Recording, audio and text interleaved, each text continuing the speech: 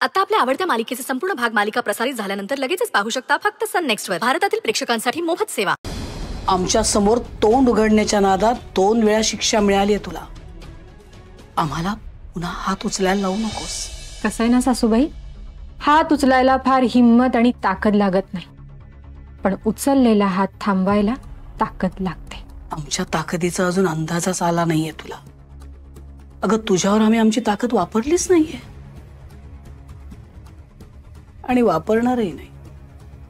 तुला हरवायला आम्हाला आमची ताकद वापरण्याची गरज नाही. ते तर येणारा काळच ठरवेल. तुमची शक्ती जिंकते की माझी युक्ती, तुमचा पैसा जिंकतो की माझं प्रेम, तुमचा वाईटपणा जिंकतो की माझा चांगुलपणा आणि प्रामाणिकपणावरचा विश्वास. बघूया. इनफ. खूप बोललीस. आता आमचा पुढचा वार झेलायला तयार राहा. सासूबाई तुम्ही. अरे बापरे, आवाज वाढला तुझा. डोळे वटारलेस आमच्यावर. आम्ही घाबरले ना. तुला काय वाटतं, डोळे वटारलेस आवाज वाढवला तर आम्ही हरू? नाही आराध्या, यशोधरा सरनाईक आहोत आम्ही.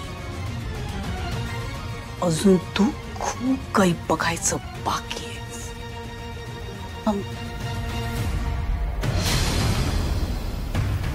चुकलो ना आम्ही. प्लीज माफ कर ना. किती वेळा माफी मागायची तुझी. अगं तू वाटेल ती शिक्षा कर ना आम्हाला, पण प्लीज माफ कर. मम्मा काय करताय तुम्ही हे? आम्ही ते मी सगळं ऐकलंय. श्रेयस अरे बघ ना, मी त्यांना केव्हापासून सांगते की मम्मा अशी माफी मागू नका, पण ते ऐकतच नाहीये. आता त्या मला माझ्या आईसारख्या आहेत की नाही, आणि मुलगी जर चुकली तर आईने तिच्यावर हात उगारला तर मुलगी रागावते का? तू प्लीज सांग त्यांना, त्या माझं ऐकत नाहीये. मम्मा असं काय करताय? माझी आराध्य समजूतदार आहे. ती तुमच्याबद्दल गैरसमज करून घेणार नाही अजिबात. त्यामुळे असं माफी वगैरे मागायची गरज नाहीये. आणि मी तुमच्यापेक्षा किती लहान आहे मम्मा. सतत माझी अशी माफी मागून मला लाजवू नका. आणि माणसांकडून चुका होतात म्हणून आपण काय त्यांना त्याची शिक्षा द्यायची असते का? प्लीज असं करू नका. बघितलं, त्यामुळे आता जे झालं ते झालं. उगाच डोक्यात काही ठेवू नका. आणि सगळ्यात महत्वाचं म्हणजे मोठ्यांनी माफी मागायची नसते, फक्त माफ करायचं असतं. आणि लहानांनी आशीर्वाद मागायचे असतात. अगं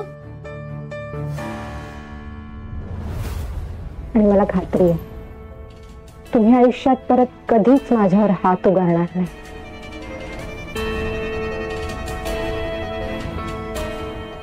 कधीच नाही. बास झालं, आता हा विषय संपलाय आता दोघींसाठी. मी मम्मांबरोबर ऑफिसला जाऊन येतो. निघूया मामा? या.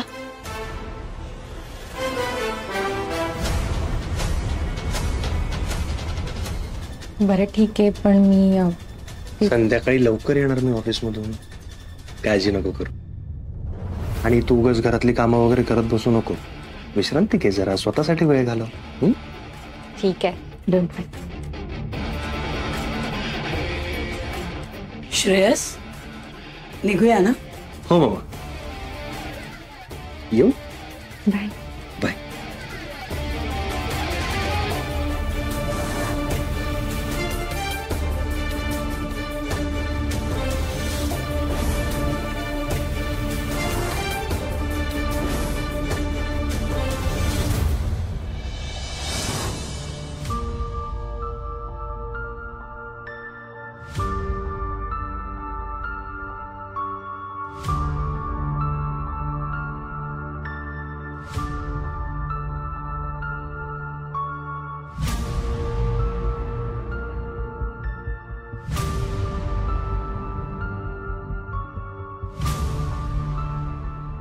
बाप्पा, त्यांना कळत नाही, तुलाही कळत नाही का?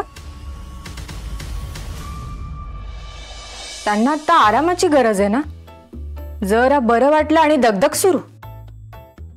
नाही, मला माहिती आहे त्यांना कळत नाही, पण जरा शांत पडून राहायचं ना.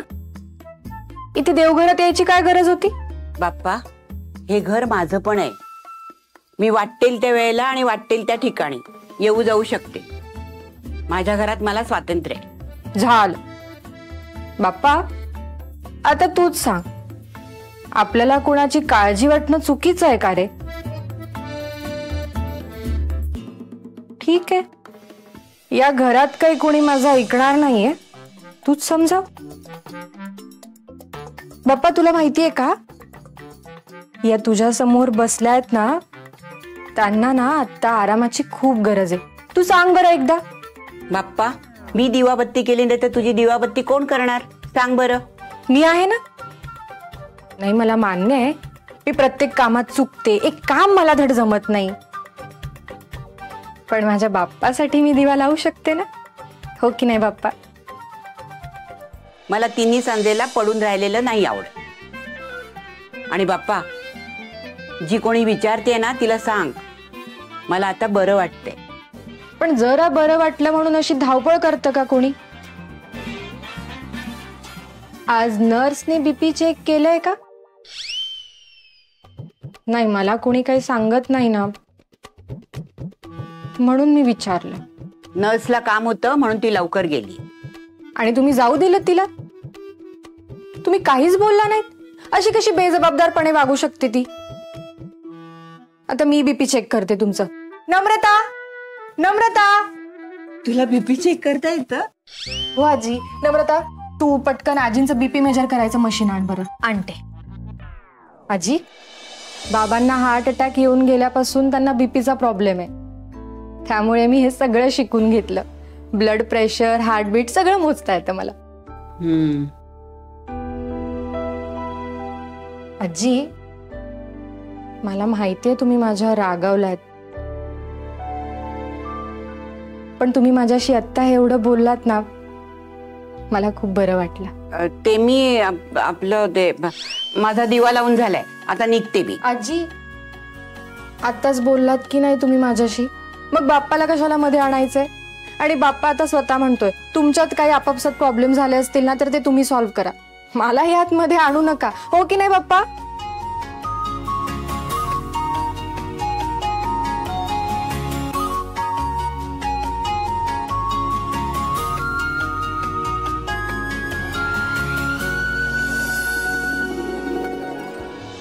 आजी, तुमचं माझ्यावर रागावणं मी समजू शकते. माझं असं म्हणणं नाहीये की तुम्ही कधी माझ्यावर रागावू नका, चिडू नका, मी चुकले तर माझा कान धरू नका, पण असा गैरसमज करून माझ्याशी बोलणं बंद करू नका. तुम्ही माझ्याशी बोलत नाही तर मला खूप त्रास होतो.